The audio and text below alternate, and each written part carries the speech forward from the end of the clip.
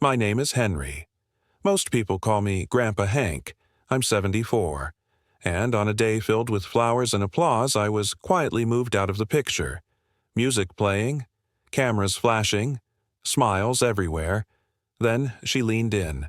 Low voice, careful smile. Don't sit in the front. You don't look presentable. No argument, no scene, just a request meant to make me invisible. I nodded, stepped back, said nothing. Because men who've lived long enough know this. The loudest power never raises its voice. What no one noticed, what no one even considered, was that the man they hid from the spotlight still held something everyone in that room depended on. Before I tell you how the night changed, and why respect found its way back to me without a single demand, let me ask you, where are you watching from? Drop it in the comments. And if this is your first time here, subscribe, and hit the bell. This isn't just a channel. It's for the ones who were overlooked and waited. Now listen closely. Because before the last song ended, the man they pushed aside became impossible to ignore. I wore the same suit I'd worn to 40 years of important moments. Navy blue, a little worn at the elbows, cleaned and pressed the night before. It wasn't designer, wasn't new, but it was mine, and it was honest. The Grand Belmont Hotel lobby smelled like money. That particular scent of fresh lilies, expensive perfume, and polished marble. Chandeliers hung like frozen waterfalls above my head. Everywhere I looked, young people in clothes that cost more than my monthly rent laughed and posed for photos. I stood near the entrance holding a small gift box. Inside was a vintage locket. My late wife's, the one she wore on our wedding day. I'd saved it for Leora since she was 10 years old. "Grandpa," Leora appeared in a cloud of white silk and tulle, 24 years old, beautiful in the way young brides are, glowing, nervous, perfect. My granddaughter, the little girl I taught to ride a bicycle on summer evenings. The teenager I stayed up with during her first heartbreak, making terrible hot chocolate while she cried. The college student whose tuition I paid when her mother couldn't. She hugged me, quick, efficient. Then she pulled back and looked at me. Really looked. Her eyes traveled from my shoes to my collar, and something shifted in her expression. A tightness, a calculation.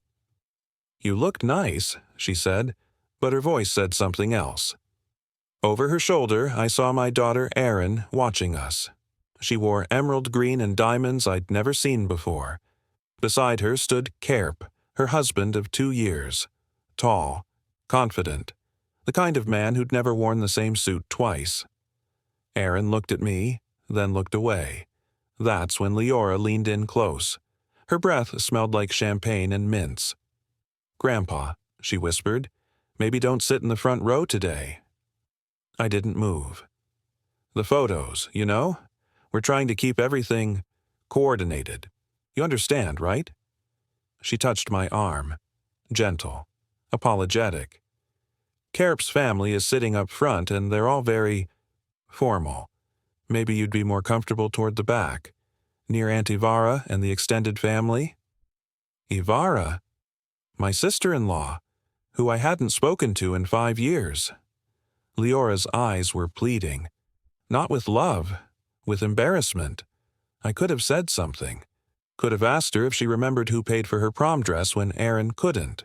Who drove 6 hours in a snowstorm when she called from college, scared and alone. Who co-signed her first apartment lease when no one else would. Instead, I smiled. "Of course, sweetheart. Whatever makes you happy." Relief flooded her face. "Thank you for understanding. You're the best." Another quick hug. Then she was gone, swept away by bridesmaids in lavender. I stood there in that lobby, gift box in hand, watching her disappear. An usher approached. Young kid, maybe 20, headset and clipboard. "Sir, are you family or friend of the bride?" "Grandfather," I said. He scanned his list, frowned. "Grandfather? Henry?" "That's right." "Okay, you're seated in row 12, section B." Row 12, behind the aunts I barely knew, behind second cousins, behind Kerp's business associates. Perfect, I said. I walked into the ceremony space. 300 chairs arranged in perfect rows facing an altar drowning in white roses. A string quartet played something classical and expensive. The front 2 rows on the bride's side were marked with small gold plaques, reserved for family. I watched them fill up. Kerp's parents, Evelyn and Briar, distinguished, silver-haired, the kind of people who summer in the Hamptons. Kerp's brother Seraph and his wife Ziva. She wore a dress that probably cost more than my car. Aaron sat down next to them, laughing, comfortable, like she belonged there, like she'd always belonged there.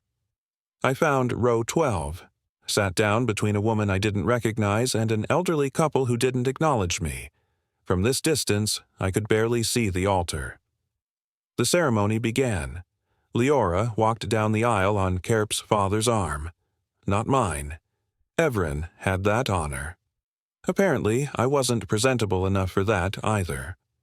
I watched my granddaughter get married from the cheap seats, and while the officiant spoke about love and commitment and family, I pulled out my phone. One new email. From Ziva.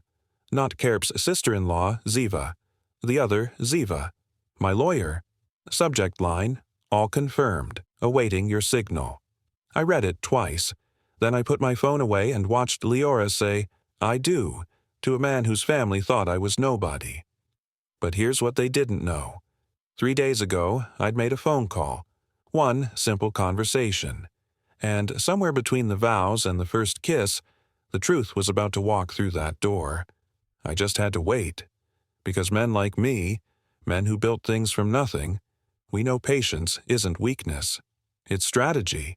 The reception hall looked like something out of a magazine.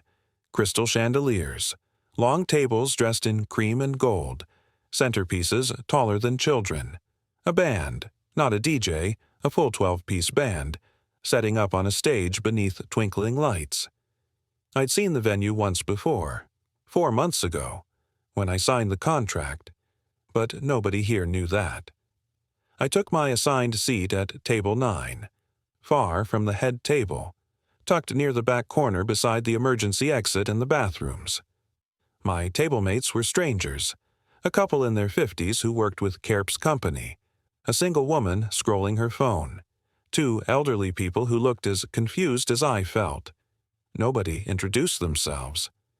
At the head table, Leora and her new husband, Aaron, sat surrounded by his family. They laughed, toasted, posed for photos under soft, flattering light.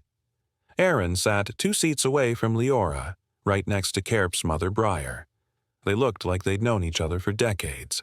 Maybe they had. Maybe I'd just stopped being part of the story long enough that new characters took my place. The band started playing. Soft jazz, the kind wealthy people call tasteful.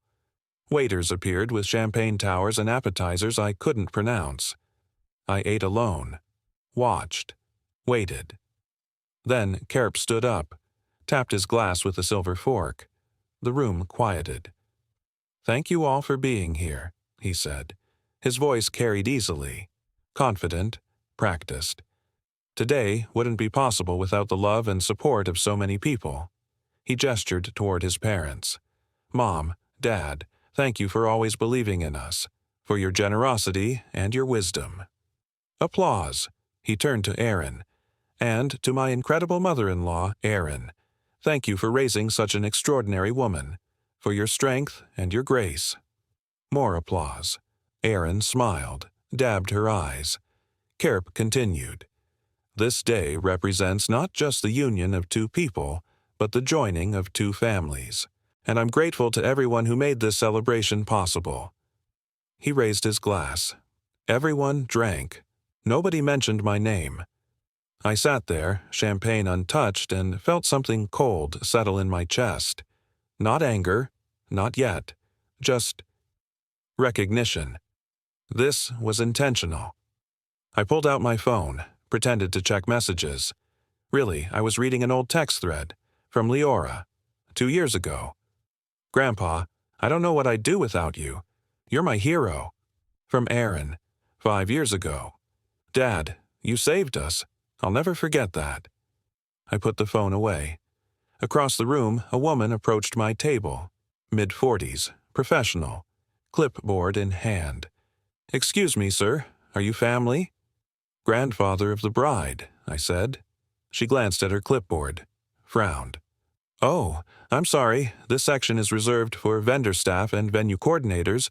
You might be more comfortable at—" "I'm fine here," I said quietly. She hesitated, then nodded and walked away. But I saw her whisper something to another coordinator. They both looked at me, the old man who didn't belong. That's when I noticed someone else watching me. Briar, Carp's mother. She sat at the head table, but her eyes were on me. Not unkind, not mocking. Something else. Concerned. She leaned toward Evren, Carp's father, and whispered something. He glanced my way, shrugged. The band finished their set. The lead singer stepped to the microphone. "Ladies and gentlemen, we're going to take a short break. But before we do, we have a special acknowledgement to make." My heart started beating faster. The singer looked down at a card in his hand. "We'd like to thank the incredible team who made this venue possible tonight. The staff at the Grand Belmont have been absolutely wonderful." Applause. "And we'd also like to acknowledge the generosity of the host family." I straightened in my chair. The wonderful Evren and Briar whose support made this evening unforgettable. More applause. Evren stood, waved, smiled like a man accepting an award he deserved. I stared at him. He didn't even look at me. Beside me, the woman at the table muttered to her husband, "Must be nice to have money like that." I almost laughed, because here's what nobody in that room knew. Evren didn't pay for this venue. Briar didn't arrange the catering. Carp didn't book the band. I did, every single detail. 4 months ago, I sat in my small apartment with Ziva, my lawyer, not Carp's sister-in-law, and made a decision. Leora had called me, crying.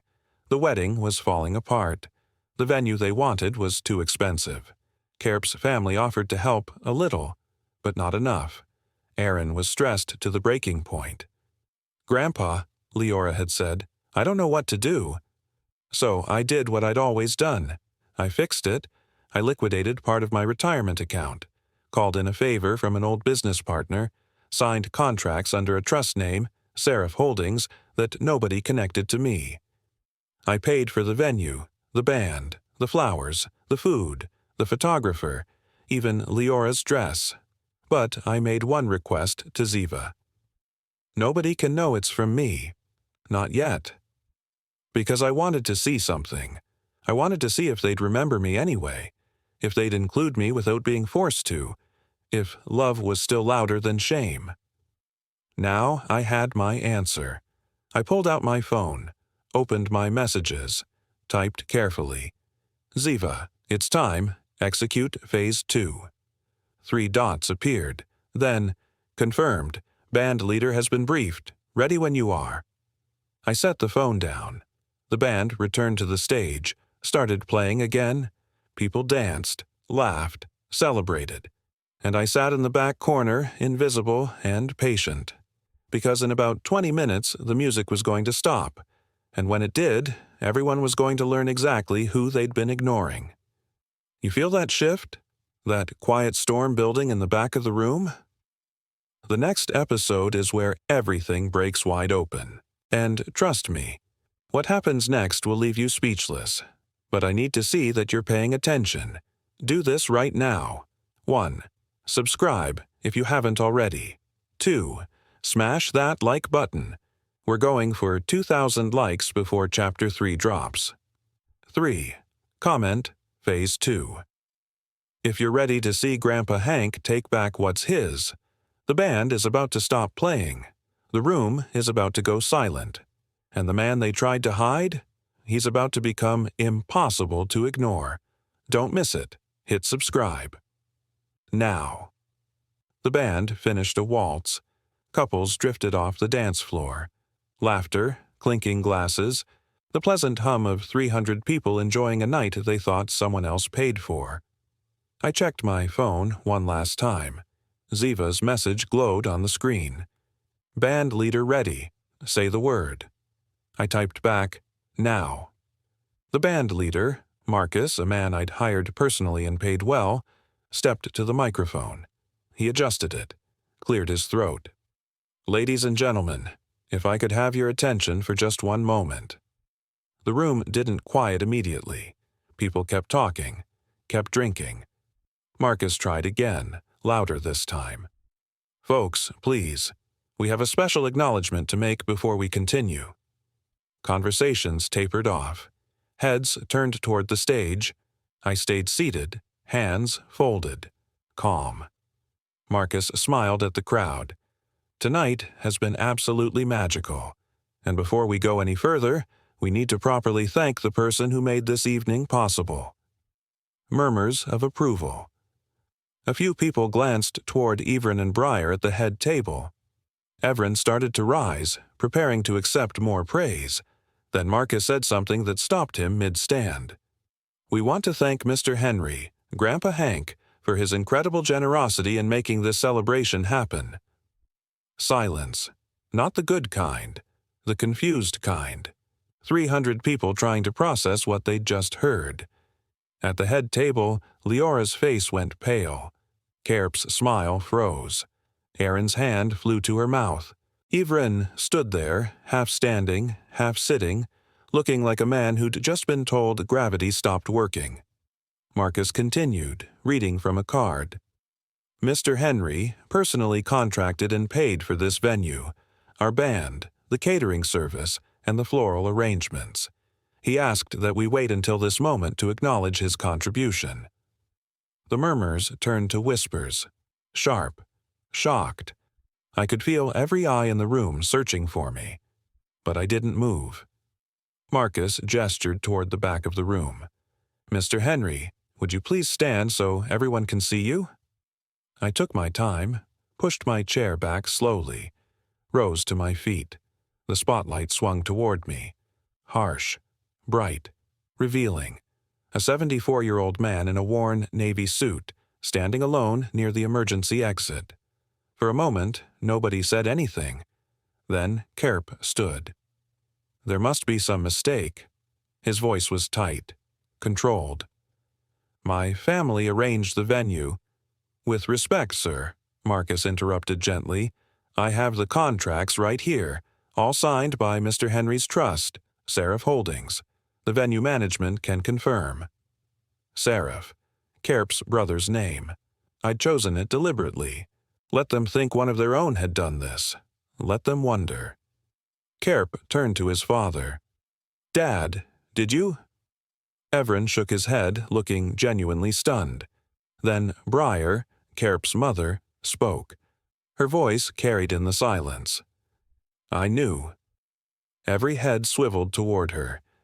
Kerp stared at his mother. What? I saw the contracts 2 weeks ago, Briar said quietly. I was looking through the vendor files and I saw his name. I told your father, but I told her she must have been mistaken, Everin finished, his face reddening. I assumed it was an error, that someone used the wrong name on the paperwork. Briar looked directly at me from across the room. There was something in her eyes. Not quite guilt. Recognition, maybe. I should have said something publicly, she said. I'm sorry. Erin finally found her voice. Dad. Just that. Just my name. I started walking, not toward the head table, toward the center of the room. People parted, made space. The walk felt like miles. When I reached the middle of the dance floor, where everyone could see me clearly, I stopped. Leora was crying, mascara running, hands shaking. Grandpa, I didn't know. I swear I didn't. I know, I said. My voice was steady, calm. You didn't know because I didn't want you to know. Not yet. Kerp stepped forward, trying to regain control. Sir, this is incredibly generous, but I think there's been a misunderstanding about... I held up one hand. He stopped talking. There's no misunderstanding, I said. I paid for this venue. I paid for the band, the food, the flowers, the photographer, your honeymoon suite. I turned to look at Leora. I also paid for your dress. Her mouth opened, closed. Your mother told you that Kerp's family gifted it to you. That wasn't true. Erin's face crumbled. I pulled an envelope from my inside jacket pocket, held it up. These are copies of every contract, every receipt, every wire transfer, all in my name, all paid in full. The room was so quiet I could hear someone's phone buzzing 3 tables away. I did this, I continued, because I love my granddaughter, because I wanted her to have the wedding she dreamed of. I paused.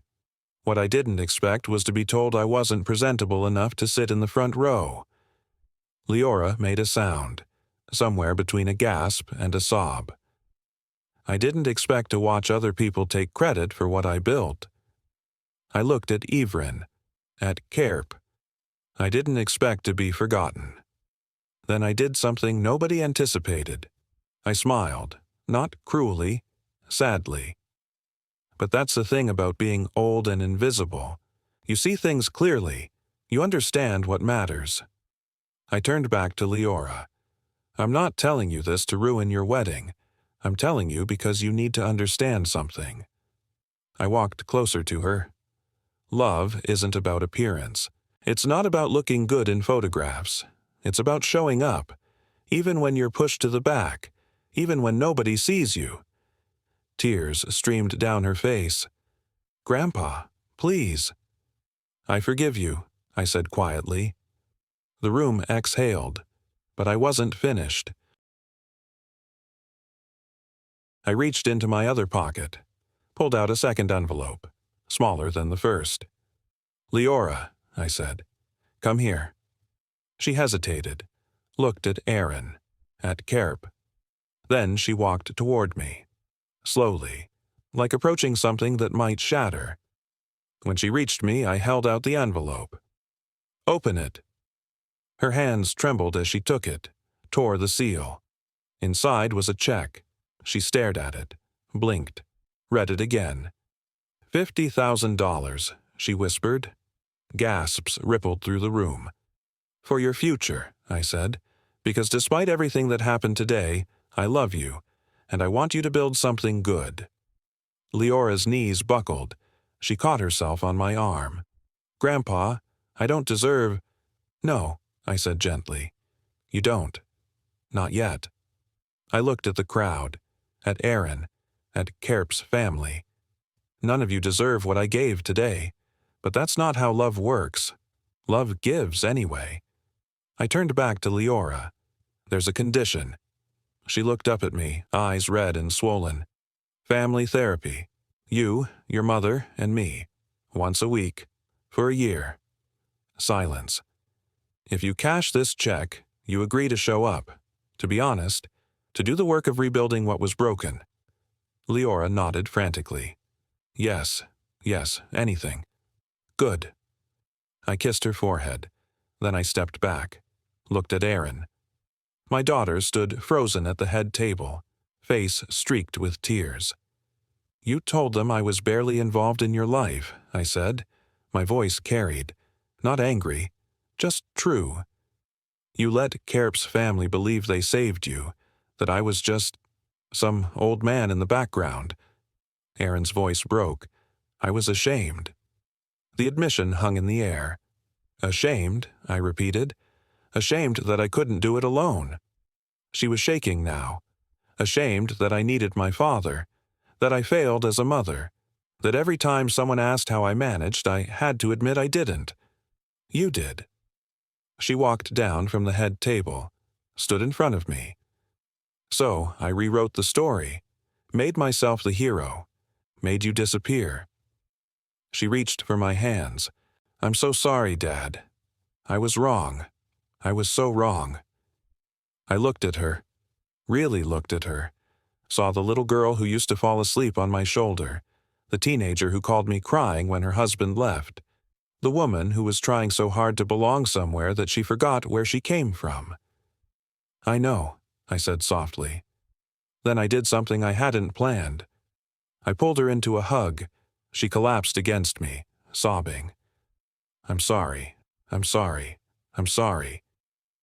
I know, I whispered. I forgive you.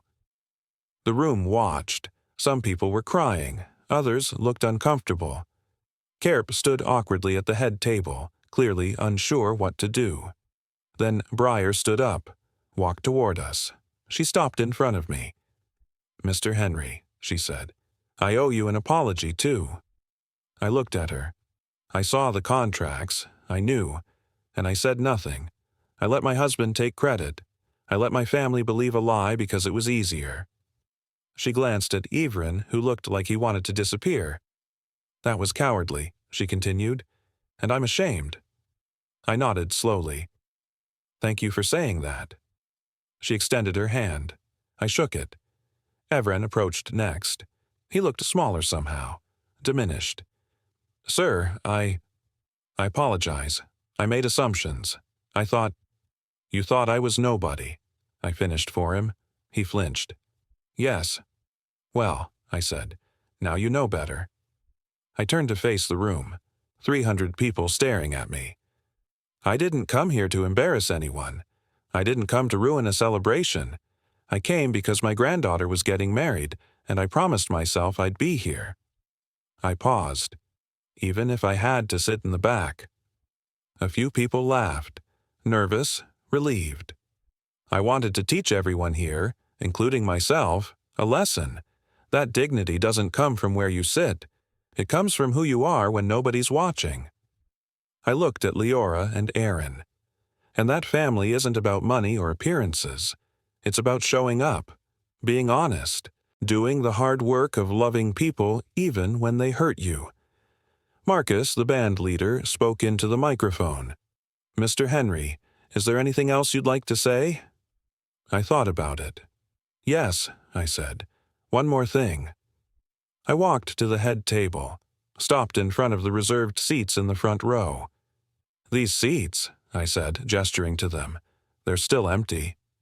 Carp looked confused. Those were for people who earned them, I said, by showing up, by being present, by telling the truth. I turned to Briar. You tried to tell the truth. You get a seat. She looked startled, then grateful. I looked at Aaron and Leora. You two get seats, because you admitted what you did wrong. That takes courage. Then I turned to the crowd. The rest of these seats, they stay empty. As a reminder, that love doesn't demand the front row, but honesty does. I started walking back toward my original table. Mr. Henry, Marcus called. Where are you sitting? I paused. Row 12, I said, where I was always supposed to be, because the view is better from back here. You can see everyone clearly. I sat down. The room stayed quiet for a long moment. Then someone started clapping. One person, then another, then the whole room. Standing ovation. For a 74-year-old man in a worn navy suit who chose forgiveness over revenge. Aaron came to me, sat beside me. Dad, she said, come sit up front, please. I smiled at her. Maybe next time. She nodded, understood. Leora approached with her new husband. Grandpa Hank, Carp said, offering his hand. Thank you. For everything. And I'm sorry. I shook his hand. Take care of her, I said. And remember, family isn't about what you can afford. It's about who you become for the people you love. He nodded seriously. The band started playing again. People returned to their tables. Life resumed. But something had changed. Throughout the rest of the night, people came to table 12, introduced themselves, shook my hand, thanked me. By the end of the evening, I wasn't sitting alone anymore. I was surrounded. Chapter 5. The Aftermath. The wedding ended at midnight. I stayed until the last dance, watched Leora and her husband sway under dimmed lights while the band played something slow and sweet, watched Aaron laugh with relatives she hadn't seen in years, watched Carp's family pack up their things, quieter than they'd been all night. Briar found me as I was getting ready to leave. Mr. Henry, she said. May I walk you to your car? I nodded. We walked through the hotel lobby in silence. The marble floors echoed our footsteps. Outside, the air was cool. October, the kind of night that smells like endings and beginnings at once. I need to tell you something, Breyer said when we reached the parking lot. I waited. 3 weeks ago, my son told me you were barely involved in Leora's life, that Aaron had done everything alone, that you were difficult, distant. She looked at me. I believed him, because it was easier, because it fit the story we wanted to tell ourselves, that we were the ones saving this family. She took a breath. When I saw those contracts with your name, I told Evren, and he said you must have been trying to take credit for something we'd arranged, so I stayed quiet. Why are you telling me this now? I asked. Because tonight, I watched you give away $50,000 to a granddaughter who humiliated you. I watched you forgive people who erased you, and I realized something. She paused. My son learned how to dismiss people from watching his father and me do it for years. We taught him that appearances matter more than truth, that money equals worth. Her eyes were wet. I'm sorry, not just for tonight, for raising a man who thought it was acceptable to treat you that way. I studied her face. You tried to tell the truth, I said. When it mattered, you spoke up. That counts for something. She nodded, wiped her eyes. Will you really make them go to therapy? Yes. Good, she said. They need it. We all do. She handed me a card. My personal number, if you ever need anything, or if they don't follow through on their promise. I took the card. Thank you. She smiled sadly, then walked back toward the hotel. I stood alone in the parking lot, pulled out my phone, 23 text messages, 12 missed calls, most from people at the wedding, some from old friends who'd heard what happened, one from my lawyer, Ziva. You did good tonight, Henry. Real good. I drove home in silence. My apartment was dark and small when I walked in. 1 bedroom, a kitchenette, pictures on the wall of people who'd forgotten me until tonight. I sat in my worn armchair, looked at those pictures, Leora as a baby, Aaron on her graduation day, my late wife smiling at our anniversary dinner. I thought about everything that had happened, the humiliation, the revelation, the forgiveness, and I realized something. I didn't feel victorious. I felt tired, but not the bad kind of tired, the kind that comes after you've carried something heavy for a long time and finally put it down.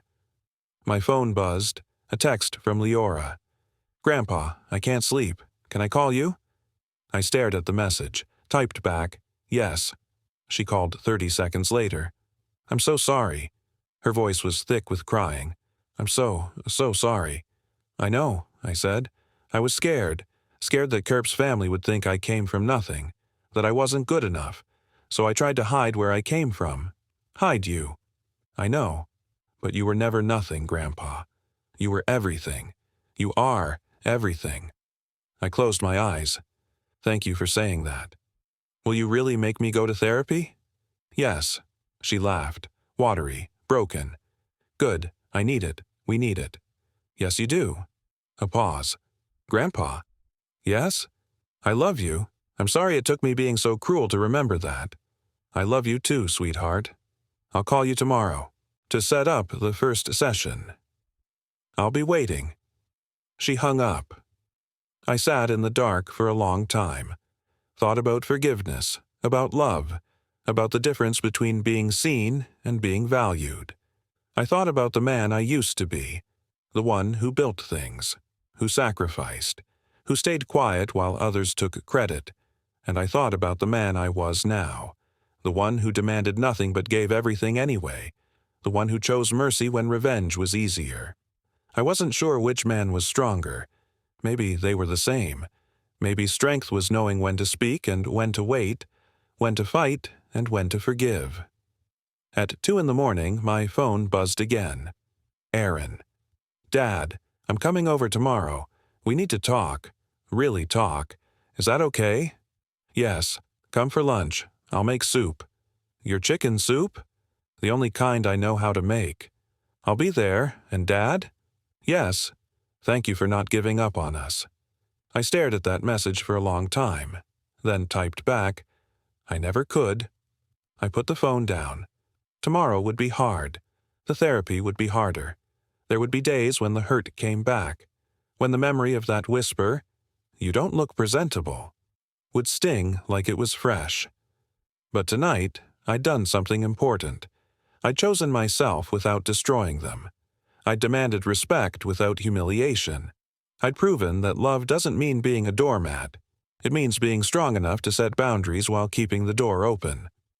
I fell asleep in that chair, and for the first time in months, I slept soundly. It's Sunday. I wake up at 7, like I always do. Make coffee. Read the newspaper. At 10, there's a knock on my door. I open it.